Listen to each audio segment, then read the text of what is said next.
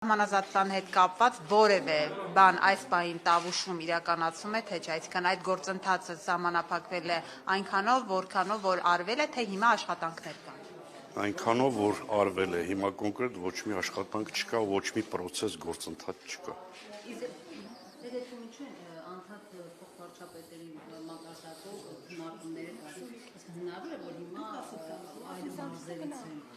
Ես նկատի ունեմ, որ կոնկրետ Տավուշի մարզում, ես պատասխանատու եմ Տավուշի մարզի համար, իհարկե փոխվարչապետերի մակարդակով կար այդ քննարկումը լինի, բայց կոնկրետ Տավուշի մարզում գործընթաց չկա որևէ, դրա հետ կապված, դա նկատի ունեմ։ Իսկ առհասարակ տարածքների հետ կապված ինչ տարածքներ են, որի մասին խոսում է, որ մենք ունենք տարածքներ այստեղ, որը Ադրբեջանին է պատկանում եւ այլն։ Սա ձեզ համար ընկալելի է, որ տարածքներին է վերաբերում։ Ոչ, Ժողովուրդ ջան, մինչև սահմանազատման գործընթաց չլինի, դա չի կարող պարզ լինել։ Այսինքն 12-7 կիլոմետր հատվածում, որ սահմանազատվել է, այդ ժամանակ է պարզվել, չէ՞, որտեղ են դրվում այդ կետերը։ Այսինքն մինչև սահմանազատում չլինի, չեք կարող ասել։ Չէ, երբ իշխանությունն ասում է, որ կան տարածքներ, որոնք Ադրբեջանին են պատկանում, բայց Հայաստանի վերահսկողության տակ ինչ տարածքների մասին է խոսքը, որովհետև մենք չենք տեսնում Ադրբեջանից նման պահանջ չի եւ միայն Հայաստանի իշխանություններն են այդ մասին խոսում։ Ժողովուրդ ջան, դա լրիվ պարզ երևում է, այդտեղ տենց մեծ գաղտնիք չկա, դուք լավ գիտեք, որ այդ ոսկեպարի հատվածում եւ Վերքավերի հատվածում նման տարածքներ ունենք։ Պարոն Ղալեմյան, վերջերս հրապարակվեց, որ պաշտոնական այցել եղավ վարչապետի գլխավորությամբ Տավուշի մարզ, պատն էին նայում, թե դպրոցի հարակից այդ պատը ինչպես են շարվել։ Ինձ հետաքրքիր է այդ պատը շարելուց հետո դպրոցում քանի աշակերտ է ավելացել։ Ուրեմն նախ ասեմ ձեզ, որ հիմա կոնկրետ այս պահին 37 աշակերտ է սովորում դպրոցում եւ 5 երեխա նախակրթարան է հաճախում։ Ընդհանրապես գյուղից արտագաղթ, եթե դուք դա նկատի ունեք, չի եղել։ Այդքանը կարող ավելացել են։ Ներգաղթ հիմա այս պահին կոնկրետ Գիրանց գյուղում 53 պետական ծրագրով 16 միլիոնի ծրագրով տուն է կառուցվում։ Ես այդ գործընկերներին հարցը ուղեցի,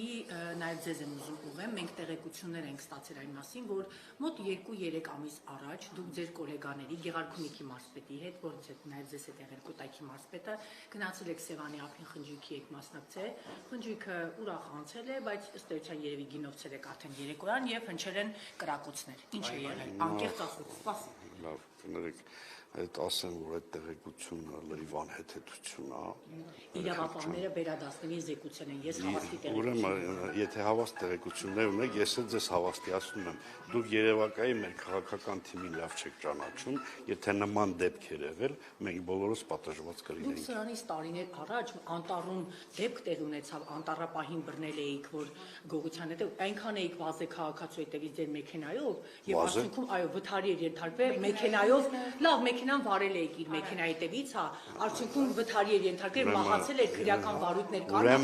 Ուրեմն ես ձեզ կխնդրեմ, այդ շրջանակներից դուրս չի գալ, դուք լավ գիտեք, որ էդ էլ է սուտ տեղեկատվություն, եթե նման բաներ եղե, քրեական գործում ես ներգրավված կլինեմ։ Ընդդիմությունը ինչ քրեական գործ ասում է։ Ընդդիմությունը թող համապատասխան մարմիններին դիմի,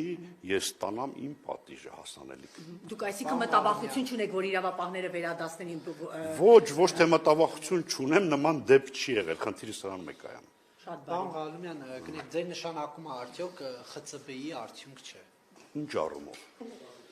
Դուք Նիկոլ Փաշինյանի հետ սանիկական կապերի մեջ եք, ԽՑԲ-ն էլ խնամի ծանոթ բարեկամ Նիկոլ Փաշինյանն ասում էր գալու են ԽՑԲ-ի վերջ։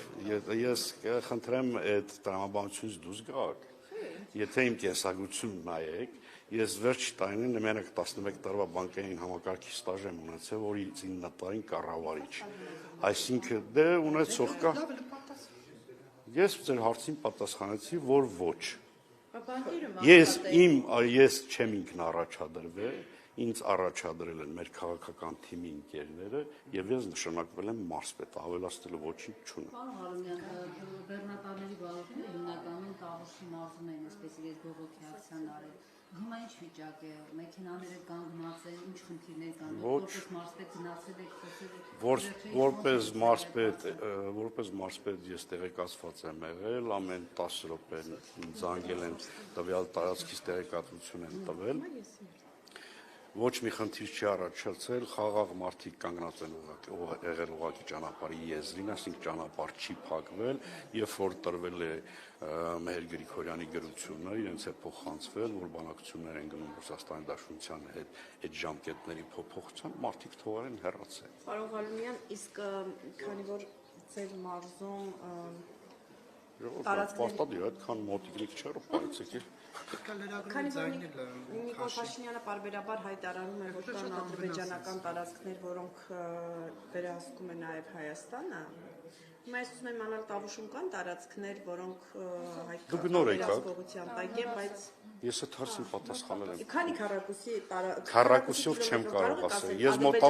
Ես մոտավոր ձեզ տարածք ասացի, որ որտեղ այդ տարածքները գտնում ու դա գաղտնիք չի Հայաստանի։ Որոնք ադրբեջանական են։ Եվ ադրբեջանական եւ հայկական։ Քառականն ասեք։ Երկուսն էլ ասացի։ Ադրբեջանականը որտեղ է։ Ժողովուրդ ջան, այդ հարցին ես պատասխանել եմ։ Լուծումը ինչպես եք տեսնում, թողնել այնպես ինչպես որ կա, թե ամեն դեպքում Ժողովուրդ ջան, սահմանազատման process-ը, երբ որ կգնա վերջնական պարզ կլինի։ Ժողովուրդ ջան, ասենք հիմա այդ մասին խոսելը վաղ է։ Պարոն Աղալումյան, բայց գործընկերներս ասում են, որ դուք չեք ասել կոնկրետ որ տարածքներում են, որ ադրբեջանական հողեր են եւ գտնվում են հայկական վերահսկողության ներքո, այս սա կհստակեցնեք։ Չեմ ասել։ Ժողովուրդ ջան, մեկը պնդում է, որ ասել եմ, մեկը պնդում է, որ չեմ ասելու։ Ես այդ հարցին պատասխանել եմ, շարունակեցի։ Որպեսզի անճշտություն չլինի, Հետ կդակ ձեր կնայեք ձեր տեսած ձայնագրությունը։ Իսկ հայկական հողատարածքներ, որ ադրբեջանականն է վերահսկում, քանի քառակուսի կիլոմետր։ Քառակուսի կիլոմետրով ես չգիտեմ։ Չգիտեք ինչքան տարածք է Ադրբեջանը վերահսկում։ Ոչ։ Պարոն Ղալումյան,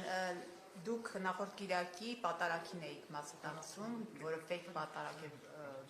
համարվում, որովհետև կարգառույց քահանան իրականացրել, պատրաստում եք այս Կիրակի էլ գնաք եւ արդյոք մարզից մարդկանց ավտոբուսներով պատրաստում եք տանել այդ պատարագին։ Համենայն դեպս այնտեղ գտնող լրագրողները ձեզ կհավաստիացնեն, որ այնտեղ ավտոբուս չի եղել, այդ մեկ, երկրորդը ես մենակ եմ եղել ու հաջորդ Կիրակի էլ լինելու եմ։ Ինչու եք գնում։ Ինչու եք Տավուշից հարցնում Արագածոտնի մարզ պատարագին։ Ասենք ինձով կար արգելի, ես չգնամ։ Չեմ ասում, ասում եմ չէ պատճառը ո՞րն է, չեմ ասում արգելում է ձեզ ինչ-որ։ Ով ասում մեր մարզում չեմ գնալ։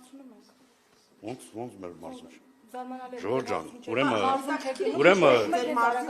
ոչ մեկ չի կարող սահմանափակի որևէ մեկին ցանկություն ունեմ գնում եմ։ Հրահանգ կա։ Ոչ մի հրահանգ չկա։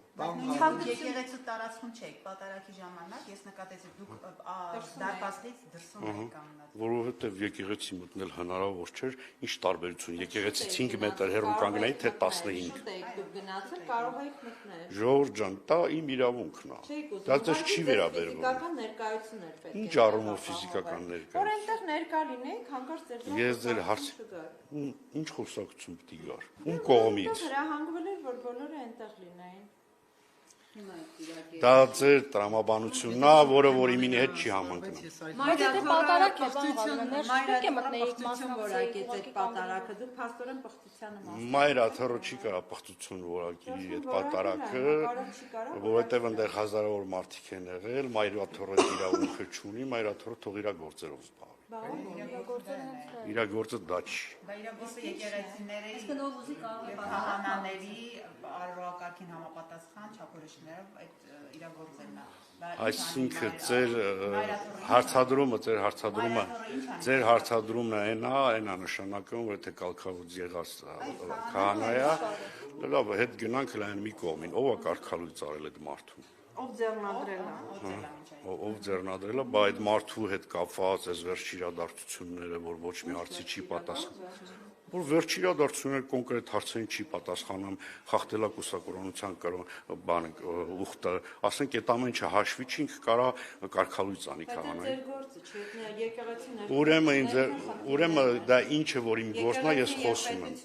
Անջատ են սահմանում։ Ժողովուրդ ջան, վերջացրիք։ Չէ, ես այլ հարցերում ասա։ Մենակ նորմալ խնդրում եմ, սադրիչ հարցեր չտակ, անիմաստ անտրամաբանական չեմ պատասխանել։ Ամենայն հարգանքով բոլորիդ նկատմամբ, ժողովուրդ ջան, ես խնդրում եմ կոնկրետ հարցեր տվեք, առանց հետին մտքերի, առանց Առանց հետին մտքերի եւ առանց սադրանքների, պարոն Ղալումյան, խնդրում եմ ասել, ի վերջո Կիրանցում քանի ընտանիքի փոխհատուցում տրվեց եւ որքան։ Դա գաղտնի տեղեկատվություն է, որը որ հրապարակման ենթակա չի։ Բոլորը ստացան։ Ոչ։ Ինչու։ Քանի հոգի։ Ժողովուրդ ջան, ասում եմ, դա հրապարակման ենթակա չի։ Թիվ չեմ ասել։ Բայց դրա ինչն է գաղտնի, բան Ղալումյան, այսինքն դրա ինչն է անվտանգային առումով խնդիր, որ Խնդրեմ ձեր հարցերը ուղղել։ Դա է։ Բայց քնած ջան, հարց են տալիս, դու գալիս ես ֆերնա ես մտնում։ Ես չեմ մասնակցում ես չարացեցի։ Մասնակցի քո խնդիրն է։ Պարոն Ղալումյանից հետաքրքիր է, տնեք, պարոն Ղալումյանից հետաքրքիր Դիլիջանի քաղաքապետի վարքը ոնց կմեկնաբանեք, ինքը գողական էր, քրեական ենթամշակ, այդ ինչ վարք էր, այդ ինչպես էր լրագրողների հետ խոսում, այդ ինչ վարք էր։ Ուրեմն, ժողովուրդ ջան, եկեք սկսենք նրանից, որ տվյալ հարցադրումը ով որ այդ օրը արեց, այսինքն ինքը նպատակ ուներ այդ մարդուն սադրելու։ Նույն գործընթացը ինձ հետ ա եղել։ Ինքը ձեր գործն մնալ հավասարակշռ։ Ես խնդրում եմ կոռեկտ, ես հարց պատասխանում, երբ որ կպատասխանեմ կավարտեմ, դուք կասեք։ Դուք չեք պատասխանում իմ հարցերին։ Ուրեմն դեռ ոչ մի արտարոց բան տեղի չի ունեցել, պարոն Սարգսյանը ուղղակի տոնը բարձրացրեց, քանի որ իրան սադրող հարցեր էին ուղղել։ Պաշտոնյան պետք է պատրաստ լինի, պարոն Ղալումյան, ես սադրող Այդ պաշտոնյան նաև ունի համբերություն, ժողովուրդ ջան, այդ ոնց է դուք կարաք համբերությունը մի րոպե, ձեն, այդ ինչ վարք Ինչ է։ ասենք լավ, դրանով որևէ մեկին, որը վիրավորեց, որևէ մեկին թթու խոսք ասեց, որ ինքը ոչ քաղաքապետ է, ոչ էլ առանց համայնքի դա ձեր կարծիքն է, ես խնդրում եմ համենայն դեպս իմ ներկայությամբ պարոն Սարգսյանի մասին նման բաներ մի կարտահայտ։ Ես հարց տվեցիք, ես պատասխանեցի։ Դուք հիմա իր վարքը գողական էր, քրեական ենթամշակույթ։ Ոչ գողական էր, ոչ քրեական ենթամշակույթ էր, մարդուն հունից հանել էին, ընդհանրապես ձայնը բարձրացրել։